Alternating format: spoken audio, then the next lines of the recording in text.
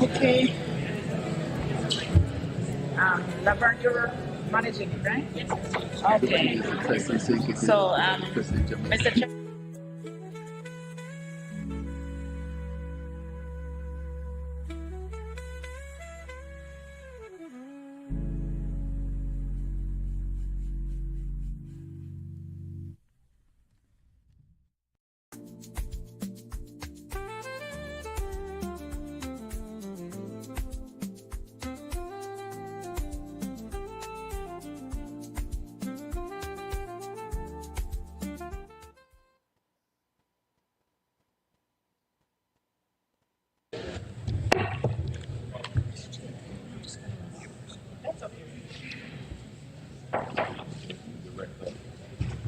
Thank you, ladies and gentlemen, and many thanks to the media for your patience as we concluded the business for the community. Welcome to our press conference. I am very pleased to introduce to you at our head table today, we have the CARICOM Chair, Honorable Dr. Terence Drew, outgoing Chairman, Dr. the Most Honorable Andrew Holness, and incoming Chair, Dr. Philip Pear from St. Lucia, and to my immediate left, the Secretary General of CARICOM, Dr. Carla Barnett. Our procedure today will be the Chair and his colleague heads, as he wishes, will address you, after which we'll open for questions. Over to you, Chairman. Thank you very much, and let me also welcome the press to this press conference on the closing of the 50th regular meeting of our community. I will read a statement and then I will proceed to entertain questions from the press. As was mentioned, on my left and right are my fellow colleagues, prime ministers, outgoing Prime Minister, Most Honorable Dr. Andrew Holness, who held the fort for the previous 6 months, and we are very appreciative of his strong leadership and stewardship in leading the community forward and onward. And to my immediate left is the Prime Minister of St. Lucia, Prime Minister Philip J. Pear, Honorable, and he will be taking over in July. So together the three of us form the bureau that leads CARICOM at this particular time, as a matter of understanding how it functions. And then further to my right, as was explained, the Secretary General. She's the one who heads the Secretariat and makes sure that the engine is oiled and running. Persons who we sometimes forget, but their significant work, of course, make sure that everything is held together. So I will now proceed to read my statement. I'm happy to serve as Chair of the Caribbean Community and to have welcomed my colleague heads of government to this 50th regular meeting of the Conference of Heads of Government of the Caribbean Community, CARICOM, in our beautiful country of St. Kitts and Nevis. This week, every member state and associate member was represented by their head of government or a designated head of delegation. In fact, we had 20 of 21 heads of government of member states and associate members. We had all of the heads from all of the full members of CARICOM. I'm advised that this is the first time in over 10 years that there has been such a high attendance, showing our commitment to CARICOM. I extend my appreciation and gratitude to all my colleagues from across the region who took the time to attend and actively participate in the meeting. I also extend my appreciation to all delegates for their interest, dedication, and commitment to the meeting. Their presence over this week was noted and their contributions were appreciated. For this 50th regular meeting, I will go into who we welcome, but I want to thank all those who were involved, from our local committee here, headed by our Cabinet Secretary, our Foreign Minister who led the Foreign Service here in St. Kitts and Nevis, Honorable Dr. Denzel Douglas, and all others who were directly involved with making sure that this was possible. So from the 50th regular meeting, we welcome the following special guests. First one, His Excellency Adel bin Ahmad Al-Jubeir, Minister of State for Foreign Affairs, member of the Council of Ministers and Climate Envoy of the Kingdom of Saudi Arabia. The Minister of State outlined current partnerships with individual CARICOM member states and reiterated his nation's commitment to regional development. He noted that the objective of his government was to advance collaborative frameworks to achieve sustained development. We also welcome His Excellency Dr. George Elombi, President and Chairman of the Board of Directors of Afrexim Bank. Dr. Elombi underscored his commitment to executing and accelerating agreed programs within the region and announced the increase of Afrexim Bank's global limit for CARICOM initiatives from US $3 billion to US $5 billion. We also welcome His Excellency Marco Rubio, Secretary of State of the United States. Secretary Rubio noted his administration's objective of reinvigorating traditional relationships in the Western Hemisphere as both share common opportunities and challenges. He observed that there is already a long-standing partnership between the US and CARICOM states in responding to shared challenges. Her Excellency Noura bint Mohammed Al-Kabi, Minister of State, Foreign Affairs, United Arab Emirates. The Minister of State expressed her nation's commitment to partnerships supported by structured mechanisms which will unleash long-term opportunities, including in the digital economy, water security, and climate resilience. And our last special guest, the Honorable Shirley Battre, who Commonwealth Secretary General. The Secretary General underscored the organization's commitment to supporting the current and emerging goals of its constituents. She commended the region for its strong, principled, and consistent advocacy and applauded efforts to deepen the CSME, food and nutrition security, and citizen security. In the margins of the meeting, as I continue, the following critical bodies of the community convened. 16th Special Meeting of the Community Council was convened and chaired by Foreign Minister of St. Kitts and Nevis. 25th Special Meeting of the Council of Foreign and Community Relations. 20th Meeting of CARICOM Committee of Ambassadors. The deliberations of these groups were critical to achieving the overall meeting's outcomes. The 50th Regular Meeting deliberated on the following critical issues: CARICOM single market and economy.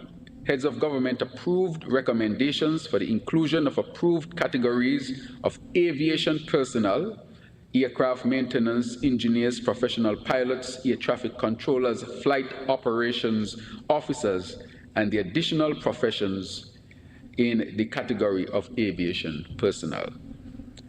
Reparations. Heads of government requested the Prime Ministerial Subcommittee on Reparations to review and advise on the revised CARICOM 10-point plan for reparations, a manifesto, as well as on the priority activities for the Commonwealth Heads of Government meeting, scheduled for Antigua and Barbuda in November, and other strategic meetings in 2026. We also looked at UWI indigenization process. Heads of government welcomed the report on the progress of the indigenization of the University of the West Indies and endorsed supplanting the Royal Charter with a treaty signed and ratified by CARICOM member states. The proposed treaty completes the indigenization of the University of the West Indies by anchoring it within a CARICOM treaty framework while preserving the autonomy, governance, and academic freedom that were characteristic features of the Royal Charter. Heads of government expressed their appreciation to Professor Hilary Beckles, Vice-Chancellor, for leading the process. The situation in Haiti. Heads of government received an update from the Eminent Persons Group, EPG, on the status of recent political developments in Haiti and on the security and humanitarian situation.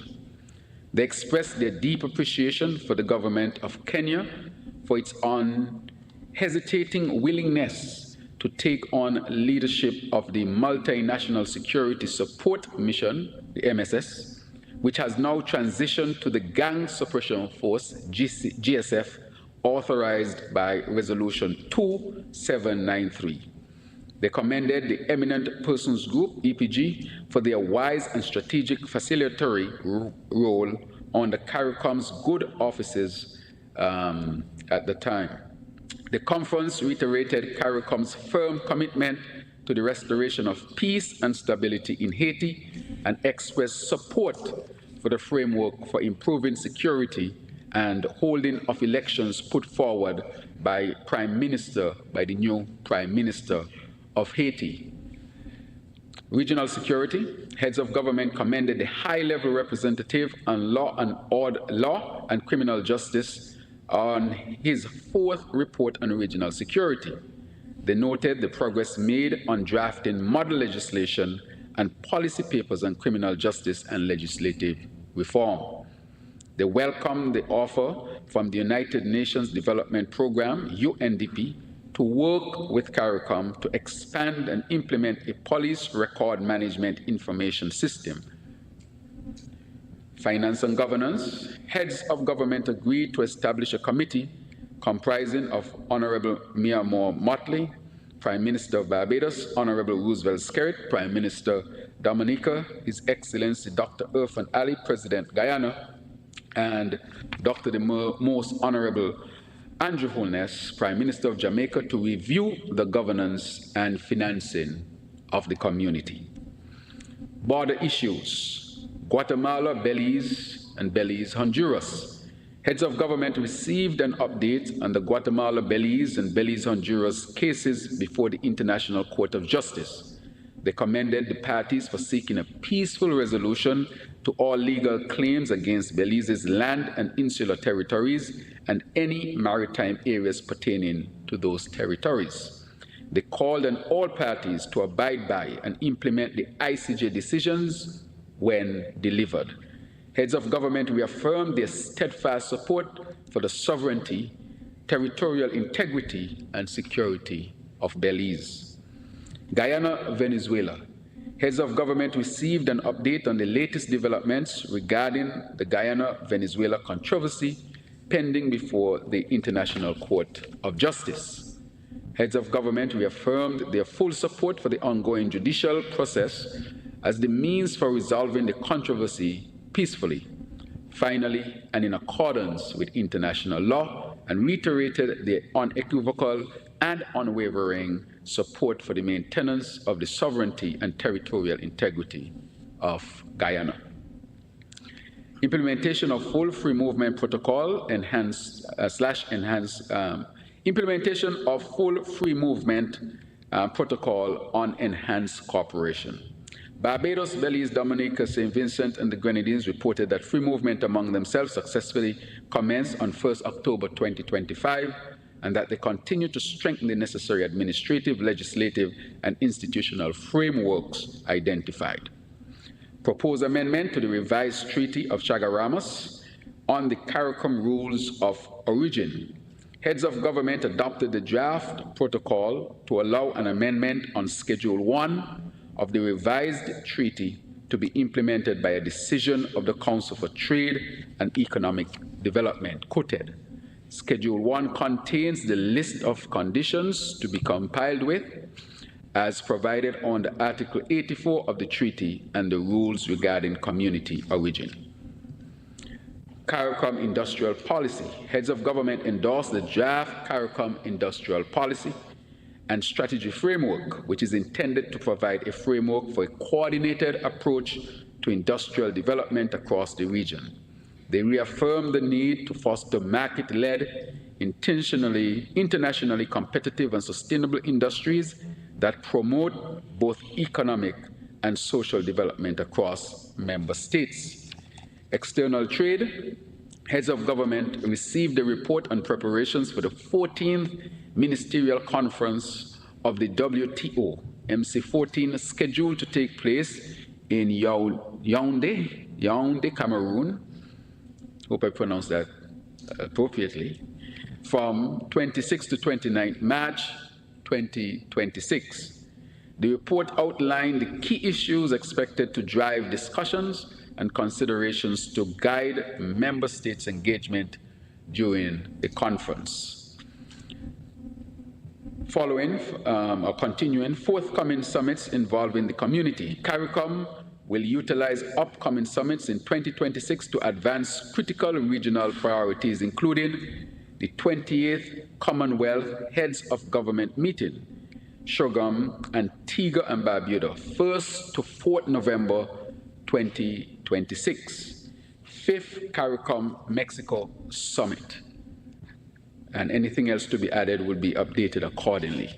Now, in closing, to conclude this 50th regular meeting was a resounding success in many ways.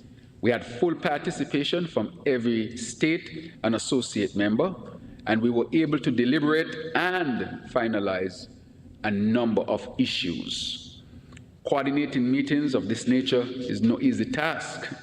I therefore would like to express my appreciation once again to the Secretary General, Dr. Barnett, who led the coordination efforts on the CARICOM Secretariat side. She and her team at the CARICOM Secretariat have been working hard over the last few months to ensure that this would be a success.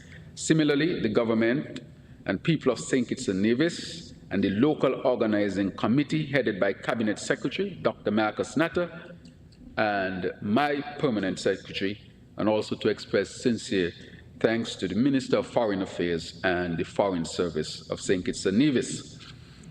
The people of St. Kitts and Nevis in general for showing our visitors their warmth and kindness over these days. Delegates for their participation and dedication to the process, members of the diplomatic corps, support teams, protocol officers, liaisons, security forces, media teams, service providers, the Marriott, St. Kitts, AV teams, technical support teams, members of the media for staying throughout the period and covering the meeting. And anyone else who I might have omitted, it is not deliberate. Of course, whatever role you play, even if you would want to make sure that these tables were arranged properly, we certainly appreciate your support in making this a success. I want to thank all of you, and that brings to an end my written statement on the conclusion of this meeting. And now I will turn it back over to our moderator. Thank you, Chair, for a very concise update on our meeting. Ladies and gentlemen, we're now opening the floor for questions from the media. We do have some listeners online, some members of the media online, so we will take 2 from the room and then 2 online. We ask that you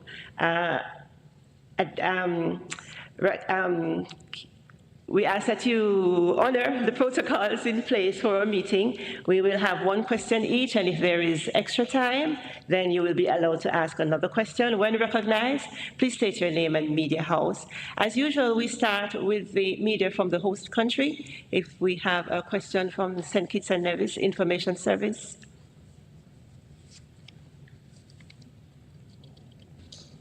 Yes, good afternoon, all.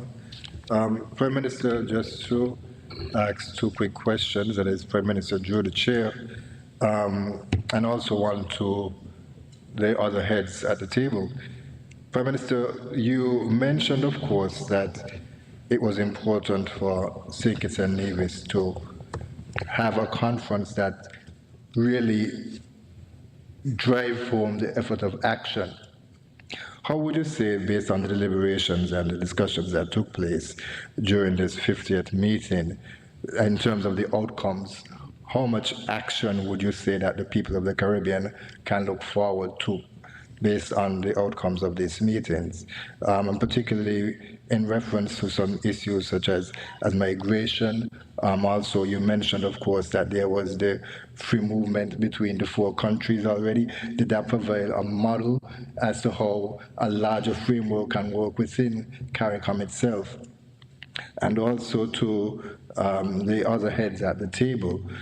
Reference was made, of course, by the Prime Minister, the current chair, to visit each country prior to the start of the conference. Can you speak to the impact of that outreach by the chair? And do you think it would have had an impact on the deliberations that took place here in Bastille? Thank you very much. I will answer the first part and then pass it on to my colleagues. This was a conference of action. And one of the things that we did is that we set it up in such a way so that the heads could have spent a larger amount of time together dealing with the most critical issues affecting the community. And as a result of that, you would see the number of outcomes that we would have had that would have direct impact, positive impact on the community and our people within this region, of course. So for the many things that I mentioned, and I would not reiterate them, but it's obvious that a lot of work was covered, a lot of grounds were covered, and a lot of things were achieved that as they are implemented, we would recognize how important that is. I think if you were to look at, for example, the matter with University of the West Indies, something that I think, moving step closer to indigenize that institution, that is a significant achievement for the region, I think, in my own estimation. Looking at the matter of Haiti and having the new Prime Minister of Haiti here and hearing his presentation, and from the EPG group, that's the Eminent Persons Group, and their report on the advancement of things in Haiti and leading, of course, thinking about having elections, somewhat later this year, with concrete achievements being seen, I think that is critically important and would show how CARICOM would have contributed significantly to that. And so I can go one by one to show all the other things that we would have achieved, but I would say one of the things that we would have achieved was to get all of the heads of the full members here, along with 90+% of the associate members, so that we could have discussed and talked about those challenging issues that any integration movement would face. So I think that we would have had a significant amount of action, of course, of being more united than we came, if there was a question about our togetherness at all. So I'm very pleased with the outcome, and I can go on and on, but I would leave it there unless there's something specifically asked. And with respect to the travel, I had been to an OECS meeting in St. Lucia, just to clear before he answered, just shortly before. And so when I went back to the region, he had traveled to Barbados for the inauguration. And so I didn't get to see him exactly before, but probably a week before, I had been in St. Lucia, where I would have discussed the CARICOM meeting as well. So I turn it over to my colleagues to answer the second part about my visit to them. I thought it was a very thoughtful action on the part of the chairman to make a mission of speaking with colleague heads across the region personally. There was a sense reflected in several editorials and articles across the region regarding the unity of the region and the functioning of the regional mechanisms. And I believe that having done this mission and having met directly with the heads and would have had an opportunity to discuss in person all the issues that existed, it set the tone for this meeting. And you would see that the level of cordiality was very much pronounced. All the heads attended, and at our retreat, we had very good discussions. So I think this strategy was very useful and a very thoughtful one.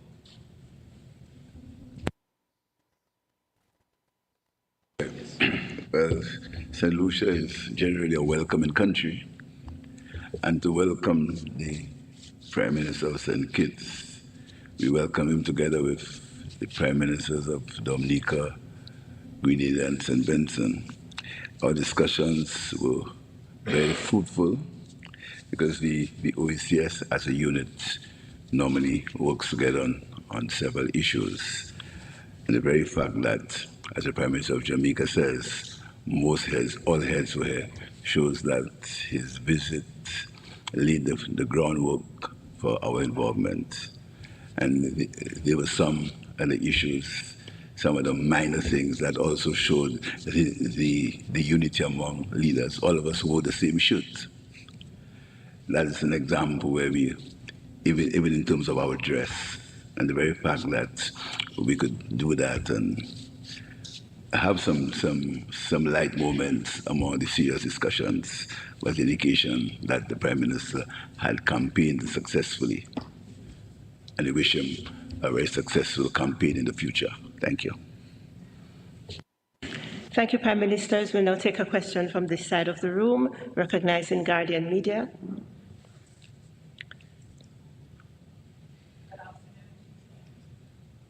Good afternoon, everyone. Doris Polo, Guardian Media from Trinidad and Tobago. Now, the head table would have referenced the unity that was seen, acknowledging that leaders even dressed alike ahead of the retreat. But some leaders were actually absent, including Prime Minister Kamala Prasad Bisesa.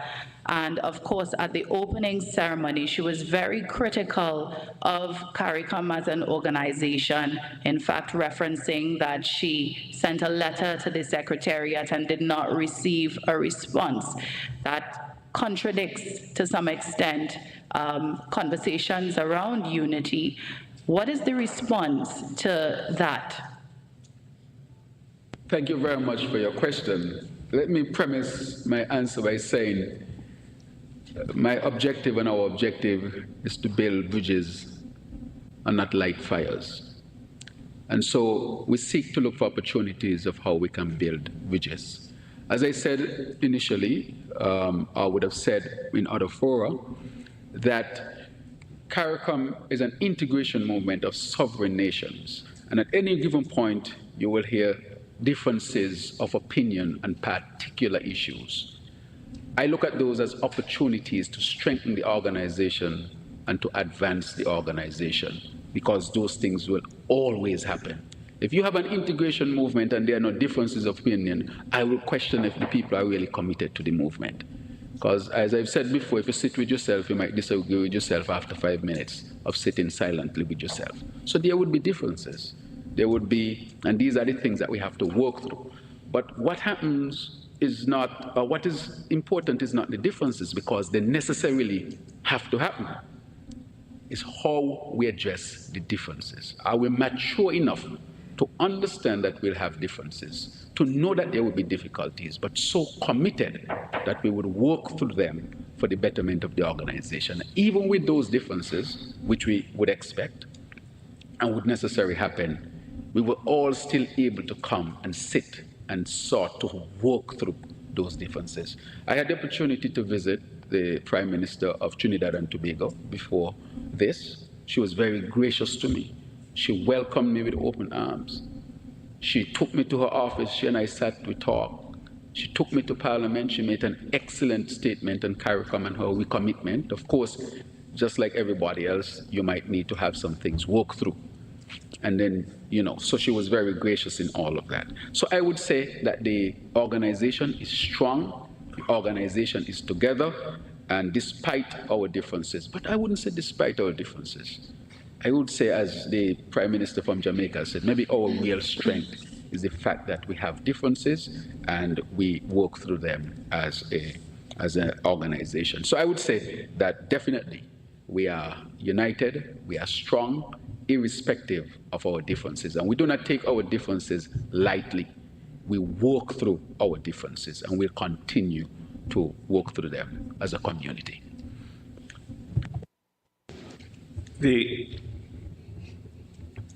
I suspect the conventional view of the Caribbean community would be that the regional institutions function in unison and that there is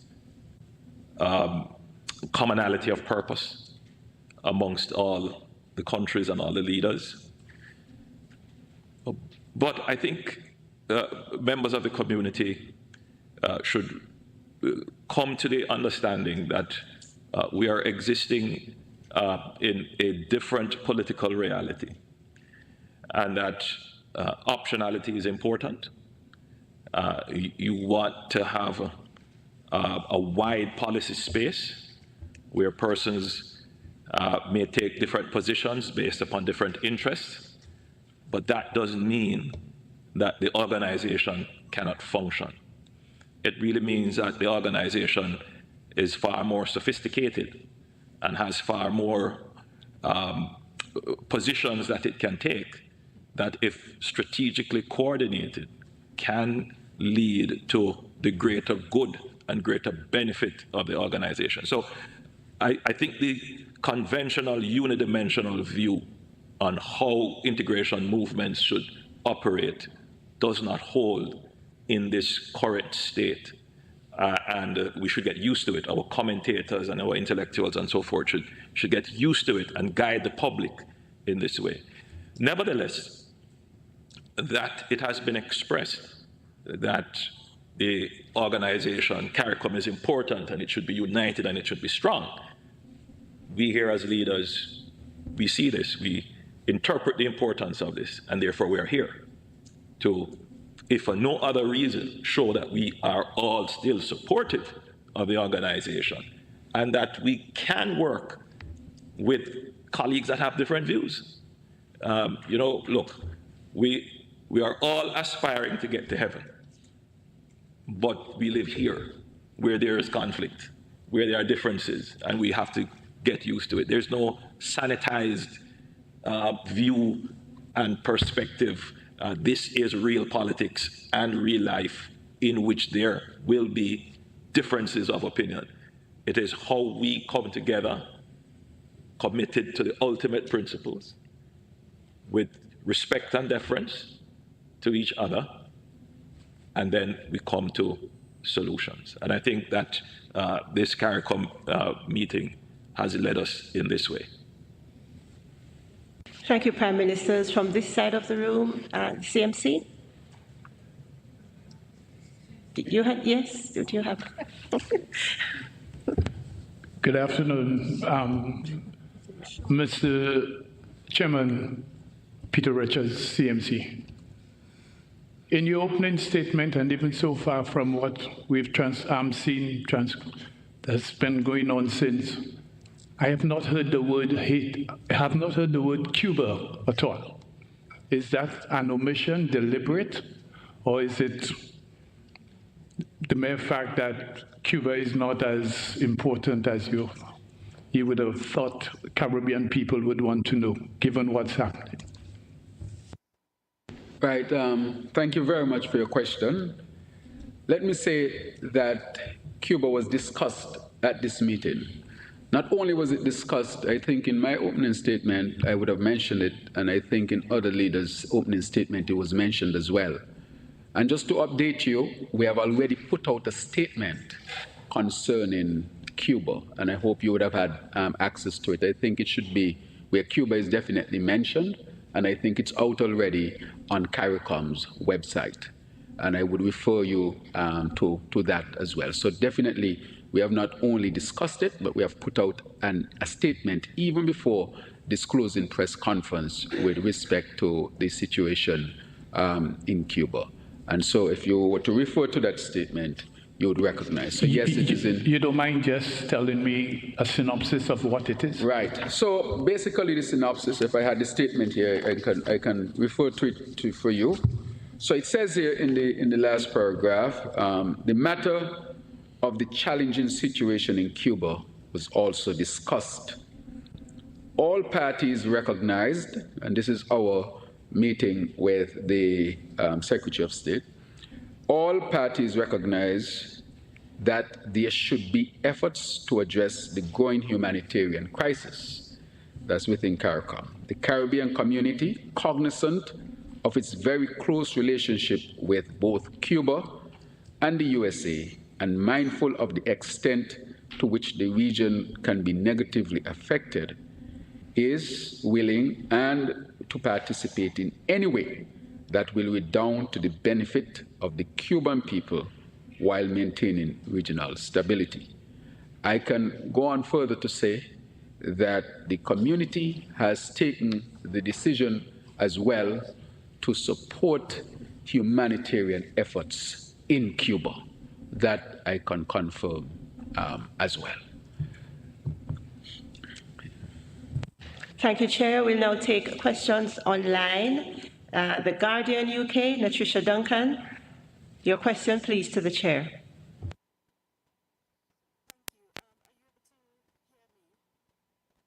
Yes, we are hearing you quite clearly.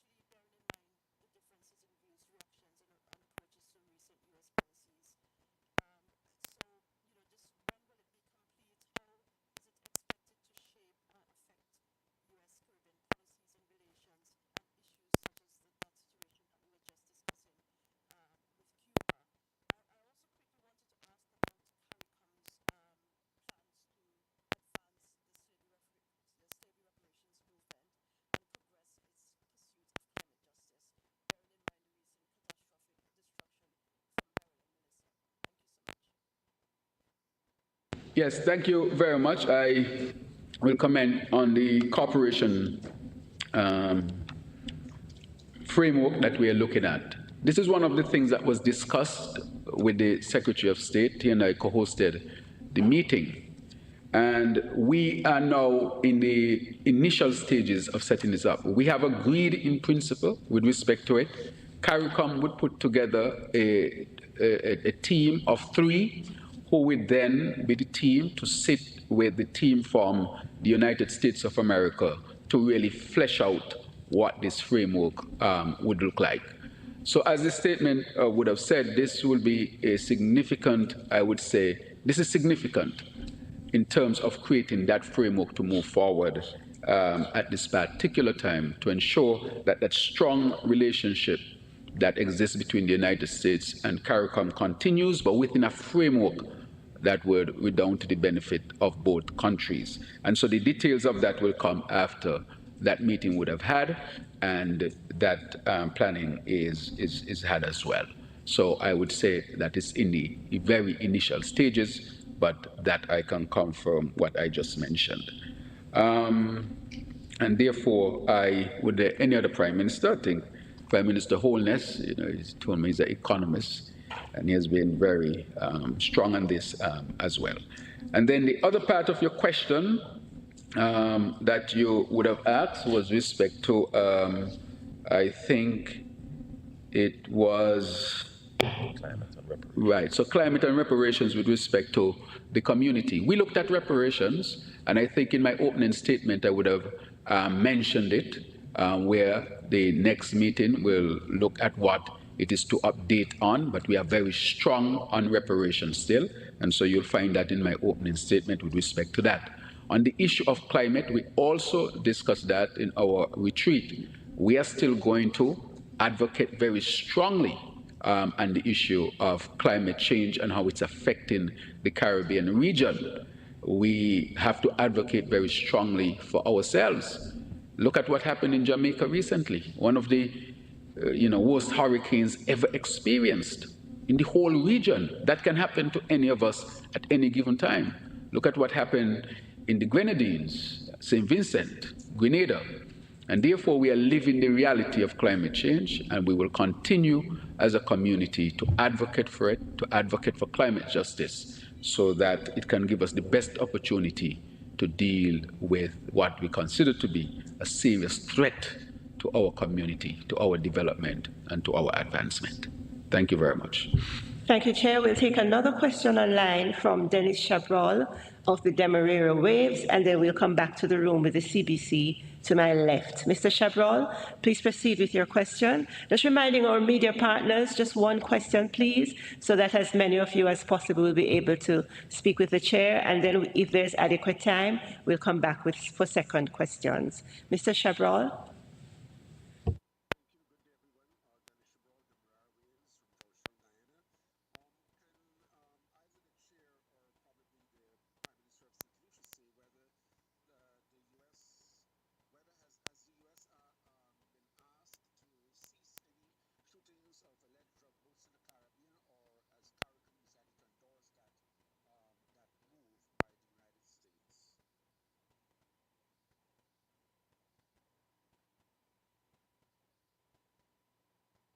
Thank you very much. I see you direct that one directly to the St. Lucian end with respect to what has taken place. He, of course, would have given an update based on what would have been taking place in that area.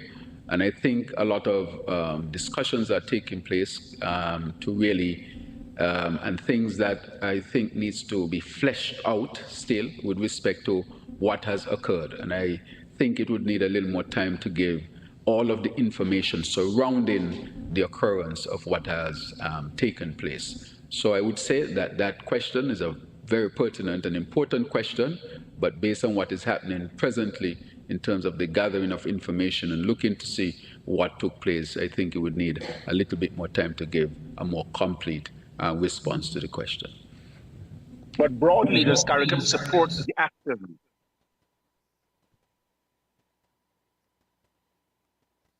I think his original question was, did CARICOM support or endorse the United States military action in the Caribbean with regards to illegal drugs trade? Right, you're asking about a question which I sought to answer at this particular time. You mean to St. Lucia? Right, good. Good. He asked the question to you, and he asked the question whether CARICOM has endorsed.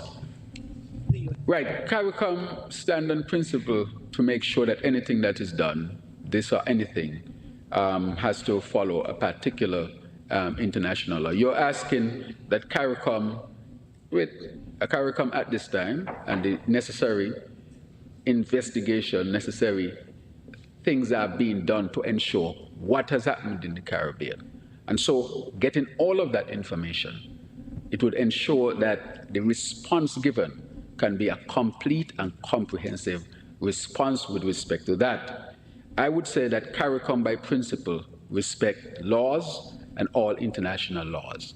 And for a more complete, which just recently took place, I'm sure that St. Lucia, and I know that St. Lucia and other countries that are being questioned have been going through the various investigations, gathering of information to give a more complete and succinct conversation with respect to the matter.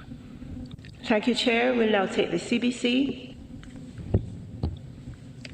Prime Minister J. Pierre, Crystal Hoyt from CBC Barbados. Prime Minister J. Pierre, you mentioned yesterday your hopes that the issues would not cause fragmentation within CARICOM, especially as it relates to the U.S. and the increased military presence in the Caribbean. And we know that next week, Trinidad and Tobago as well as Guyana are invited to meet with President Trump. Prime Minister Drew, is CARICOM today experiencing an unprecedented level of fragmentation? Thank you for your question. CARICOM is not experiencing any levels of fragmentation. I think that this meeting demonstrates our commitment to CARICOM as a strong organization. CARICOM does not have a homogeneous, I would say, or a single foreign policy. That is left up to sovereign states. CARICOM might seek to coordinate, but each state, as was mentioned before, has the opportunity to determine what would be its foreign policy agenda. If you look at CARICOM, CARICOM is not a political union, and one has to also understand what CARICOM is about. And so Trinidad and Tobago or any other country being invited to a meeting does not fragment CARICOM at all. As was mentioned before, the fact that different persons within CARICOM or different states within CARICOM can have relationships that, span, the whole spectrum of relationships in terms of country to country and so forth. That can actually enrich CARICOM, but it does not fracture CARICOM. There is no instance or evidence that this is fracturing CARICOM. Are there some differences? Yes, but fracturing, I think, is a very, very strong word at this particular time. At what point does collective positioning on major geopolitical issues, especially when it's happening within the region and it's the U.S. military presence and the bombing and the airstrikes in particular, at what point does that override national interests? I don't know if, I think every country acts within its national interests at any given point. I don't know if you are referring to something else, but I don't think if anything at all would override anybody's national interests. But I think I come back to the heart of your question. Is CARICOM being fragmented as a result of any of this? Not at all. I think this is giving CARICOM the opportunity to look at these and look for areas in which it can strengthen itself. And these things were discussed at multiple levels, but I can say CARICOM is committed to remaining as a unit, as an entity, as a viable entity for moving the Caribbean community forward, and this is not a sign of fragmentation at all. Thank you, Chair. We'll now take a question from Stabrook News in Guyana, followed by Z's Broadcasting, then the Miami Herald.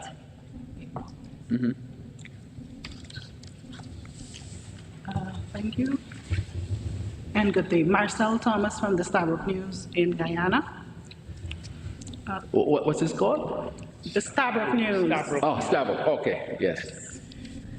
I have a follow-up to Peter's question and a substantive question.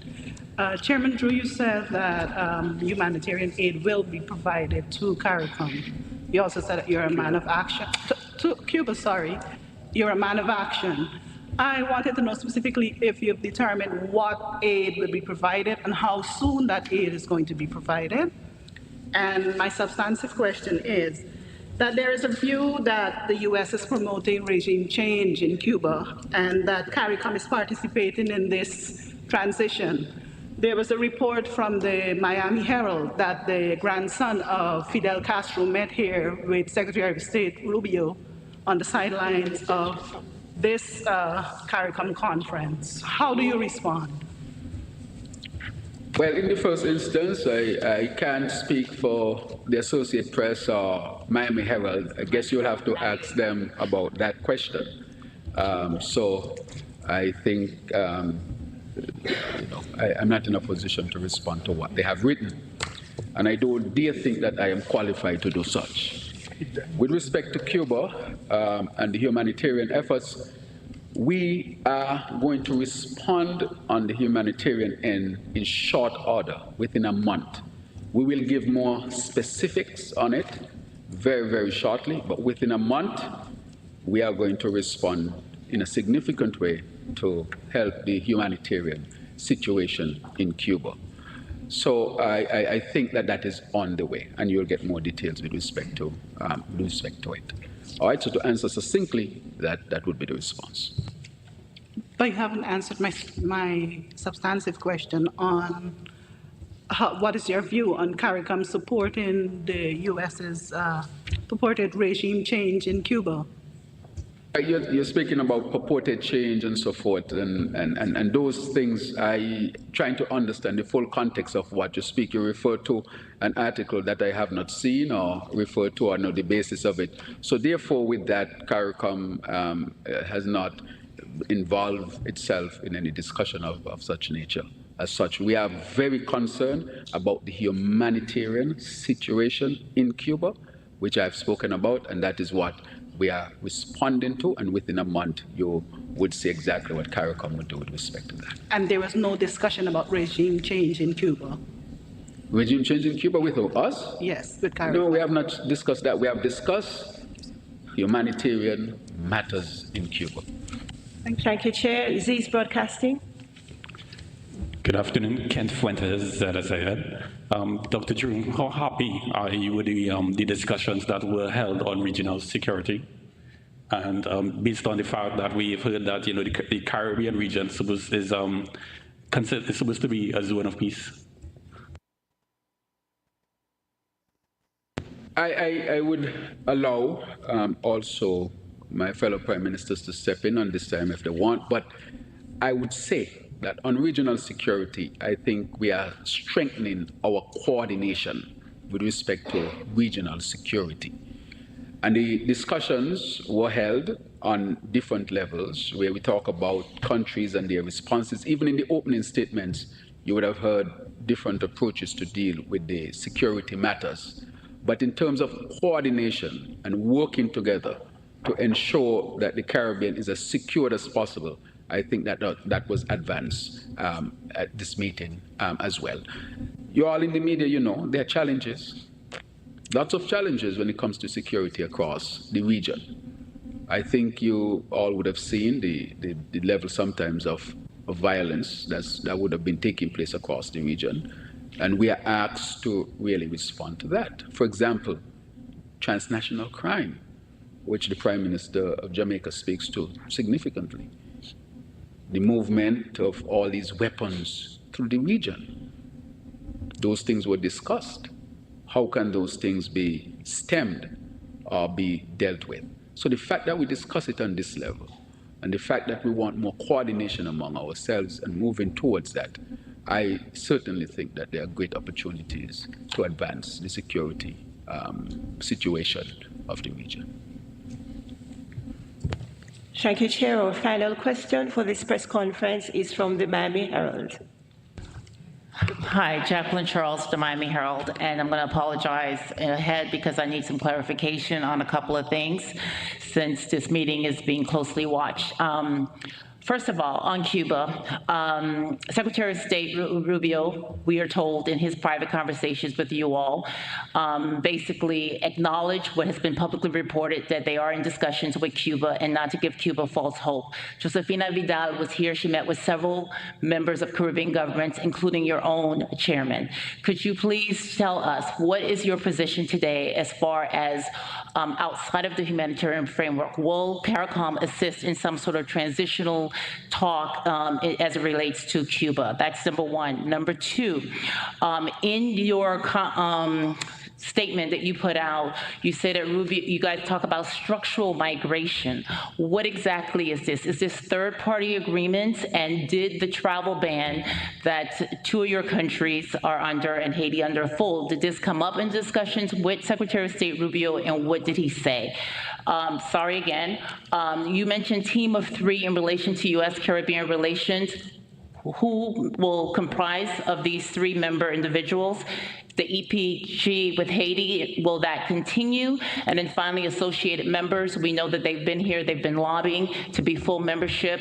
What will that require, and is there a decision on that? Thank you, and I apologize, but I like clarifications. Yes, thank you very much. I can say, with respect to the matter with Cuba, CARICOM's focus at this time, CARICOM's focus, let me put it that way, is on the humanitarian situation in Cuba, and we are making steps to help to ease those humanitarian efforts, the humanitarian situation in Cuba. And that is what I've said before, and that is what I would stand by even at this point in time.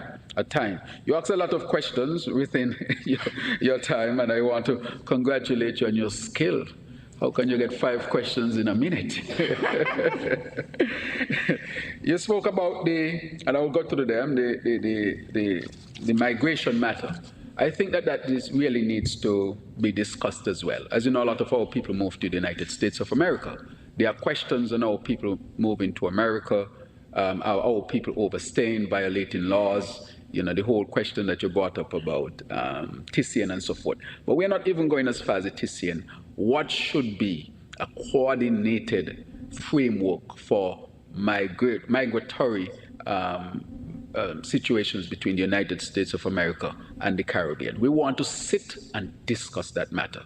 if there are questions that are asked by the United States of America or even by our own people that need to be questioned, that needs to be answered, I think we need to sit in order to discuss and really flesh out those things. So that's on one level, at least having a framework, the opportunity in which we can sit and hammer out those details. And I know you're asking about details, but I will not be able to give you all of those details because those details have not been fleshed out as yet. However, when we speak to it, it is because the intention is to set up that opportunity that there can be discussions that can derive solutions to all of the questions being asked at this particular time.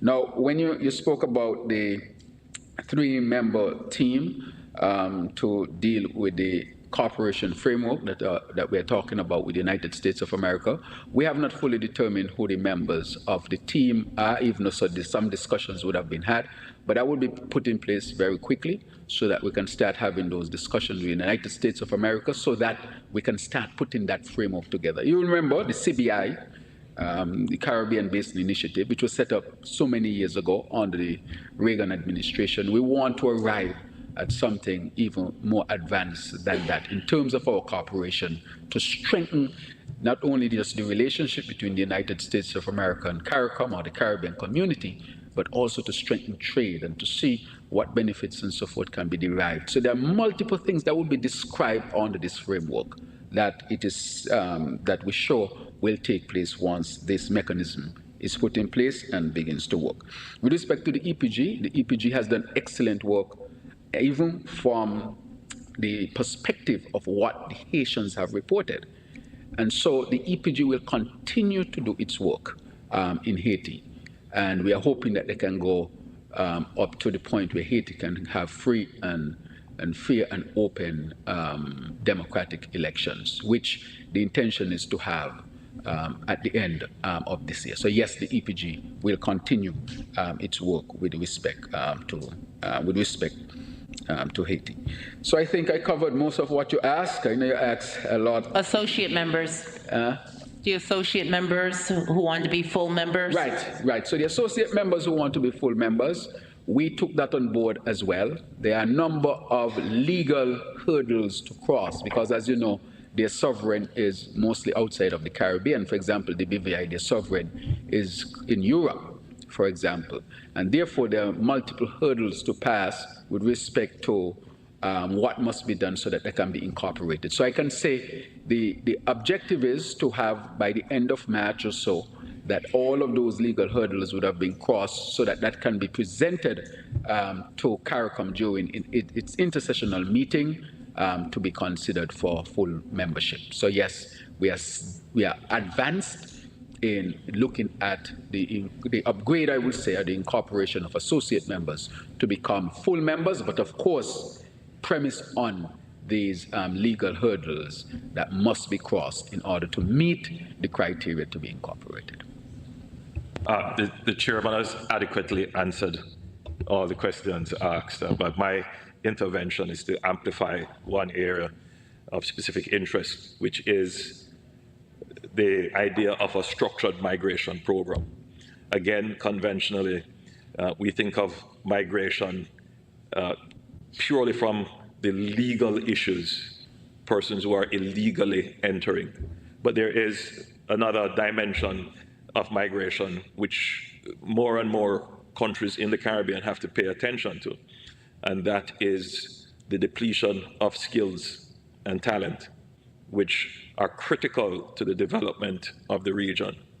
And so whilst there is a direction and a view as to what we need to do to either accept more involuntary returnees or to participate in various programs which the United States would be advocating, we also should be figuring out ways in which we can secure training, secure employment, and secure skills for our economies as well. And so that's the idea behind a structured migration program. Bear in mind that there are elements of structured migration already. Many of our countries do have what we call the farm work program, where our workers are on a structured program. For some of us, we have persons in the hospitality area who work overseas on a structured program. And I think we need to engage the United States and other countries that use our skilled labor in a way that ensures that we can also have the benefit of our skills and talents as well. So that's the idea behind.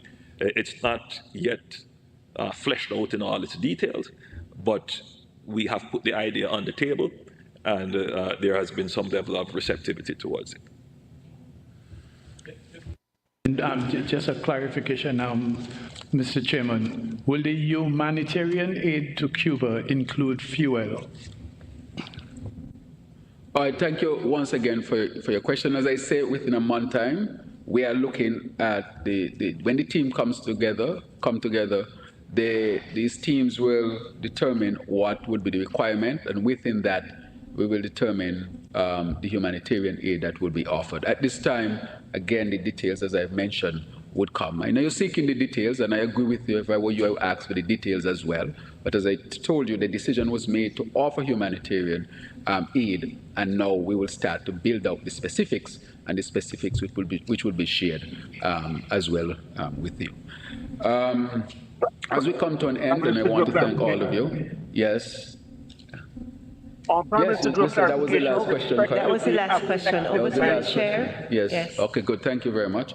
So I want to thank all of you, but before I make the closing statement, I will give the Prime Minister from St. Lucia an opportunity to speak about the upcoming CARICOM meeting. Prime Minister. Thank you, Chair. Chair, before I do that, I just want to remind everybody in the region of the threat of climate change, the threat of hurricanes, the threat of changes in climate that can affect us, and the upcoming COP33 scheduled later this year. And it's very important that we maintain unity around the 1.5 degrees centigrade. We accelerate our readiness for loss and damage access. We coordinate our submissions and negotiation positions early. We strengthen our engagement with our partners and keep finance and debt reform at the center of our diplomatic efforts. It's extremely important that the matter of climate change and resilience never be put in the background, because all our discussions, our plans can be literally be wiped off in a matter of hours. So I just thought it's important that we keep that issue at the forefront of our discussions and on our discussions and deliberations. Well, St. Lucia will be hosting the 51st meeting from the 5th to the 8th of July. I want to invite everyone, including my fellow heads. St. Lucia is arguably the nicest country in the region. I have the last, so I'll respond. And you respond on my behalf. And we have some of the most hospitable people. So I would invite everyone. We're looking forward to receiving you in St. Lucia for the 51st meeting. Thank you. Thank you very much. It will be July, you give the date? July 5th to the 8th. Thank you very much, Prime Minister. When you have a region where each leader can claim that their country is the most beautiful on earth, that says that we have a beautiful region. At least we can all agree on that, correct? So I want to thank Prime Minister of St. Lucia and his government, his people, who will be hosting us in July for the 51st regular meeting. Let me wrap up this meeting by saying that I want to thank the press for participating and its questions. Your questions were relevant, and your question is seeking to get the best information that could be had with respect to a number of issues and challenges that are affecting the community. I am not going to pretend here, and I'm sure you're not pretending, that they are not challenges. They are challenges. I've never hid that, and we have never hid that, and we will never, ever hide that. They are challenges. However, coming out of this meeting, acknowledging those challenges, we have worked together to ensure that we can confront them in the best manner possible.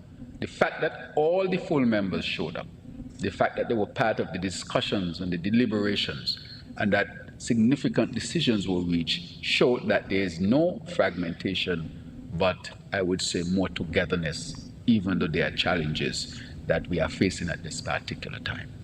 And the CARICOM will continue to work for the well-being of all of the people in the region. All of the leaders are committed to that. We'll continue to work for stability, and we'll continue to work to do our part to make this world a better place. So I want to finally say to all of my heads, all of you, thank you, and continue to enjoy the beautiful St. Kitts and Nevis until you would depart and safe trip out. Thank you very, very much.